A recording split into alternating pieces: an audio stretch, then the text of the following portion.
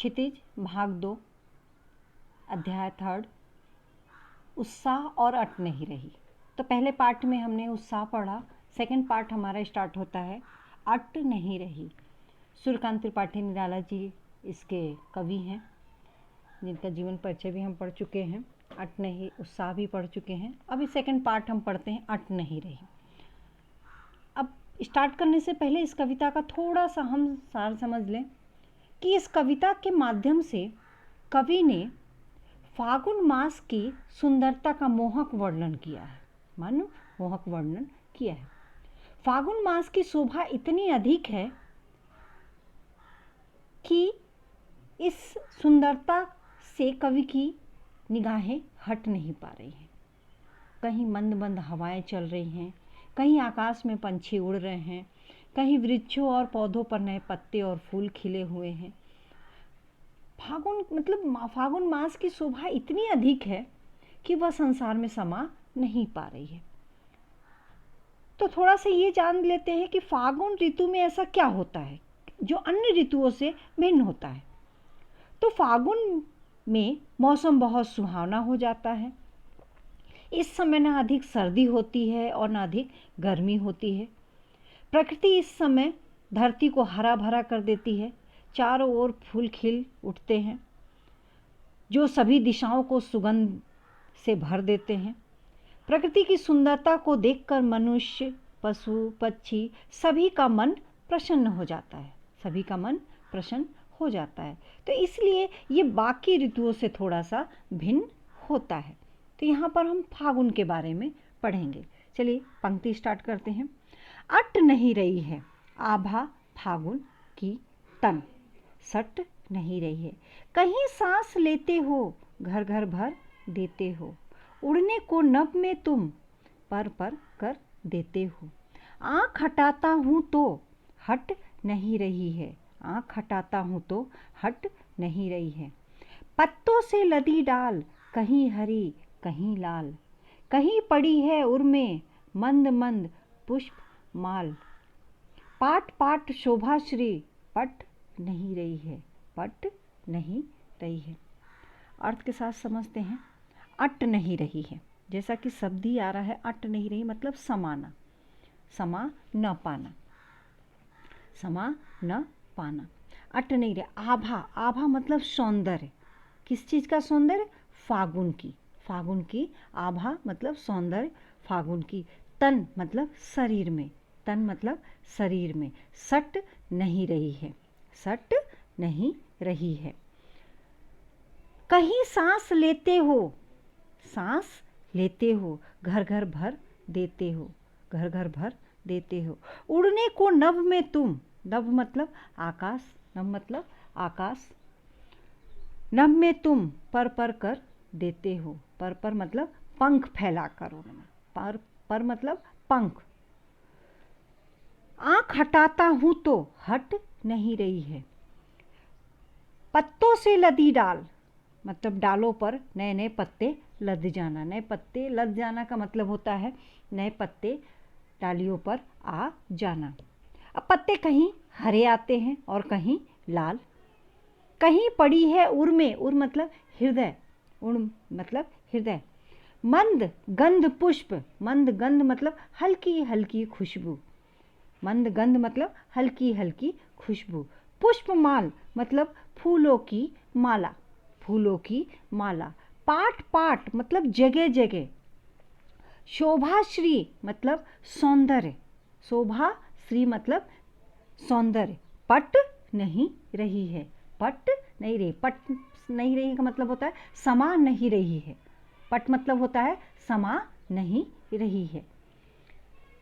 अब इसके हम पूरे अर्थ के साथ समझेंगे, व्याख्यान के साथ समझेंगे। कविता में फागुन के अद्वितीय सौंदर्य का वर्णन किया गया है।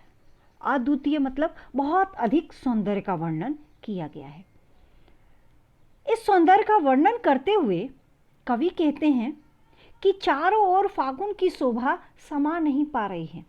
मतलब चारों ओर वातावरण इतना खूबसूरत हो गया है कि वो समा नहीं पा रहा है। फागुन की शोभा तन में समा नहीं पा रही है। चारों ओर फागुन की शोभा समा नहीं पा रही है, यानी फागुन की जो शोभा है वो तन मतलब शरीर में समा नहीं पा रही है। इस समय चारों ओर फूल खिलते हैं, चारों ओर फूल खिलते हैं, और हम जब सांस लेते हैं तो वो खुशबू हमारे हृदय में समा जाती है। जब हम सांस लेते हैं तो वो खुशबू हमारे हृदय में समा जाती है। उस सांस से तुम संपूर्ण प्रकृति को खुशबू से भर देते हो। उस सांस से तुम संपूर्ण प्रकृति को खुशबू से भर देते हो। वह सुगंध वातावरण में फैलकर हर घर को खुशबू से भर देती है। हर घर को वो खुशबू से भर देती है। यह सब देखकर मन प्रसन्न हो उठता है। यह सब देखकर कवि का मन प्रसन्न हो उठता है, क्योंकि कवि प्रकृति प्रेमी है। कवि क्या है? प्रकृति प्रेमी है। यह सब देखकर मन प्रसन्न हो उठता है और आकाश में उड़ना चाहता है। आकाश में उड़ना चाहता है, पंख फैलाकर। पर मतलब आकाश में पंख फैलाकर उड़ना चाहता है। इस वातावरण में पंछी भी पर फैलाकर आकाश में उड़ना चाहते हैं। इस वातावरण में पंछी भी पैर फैलाकर उड़ना चाहता है, पंख फैला के उड़ना चाहता है। तो यहाँ पर कवि इस चीज़ के बता रहा है। आगे कवि कहता है कि फागुन का दृश्य इतना सुहावना है। फागुन का दृश्य मतलब चित्र इतना सुहावना है कि यदि मैं इन सब से आँख हटाना भी चाहूँ तो हटा नहीं पाता हूँ, कवि आगे कहते हैं कि इस समय डालियाँ कहीं लाल तो कहीं हरे पत्तों से लदी हुई हैं। इस समय डालियाँ, पेड़ों की डालियाँ कहीं लाल तो कहीं हरे पत्तों से लदी हैं। इन सबको देखकर ऐसा लग रहा है मानो फागुन के गले में सुगंध से मस्त कर देने वाली फूलों की माला पड़ी है। मानो फागुन के गले में सुगंध से मस्त कर देने वाली फूलों की माला पड़ी है।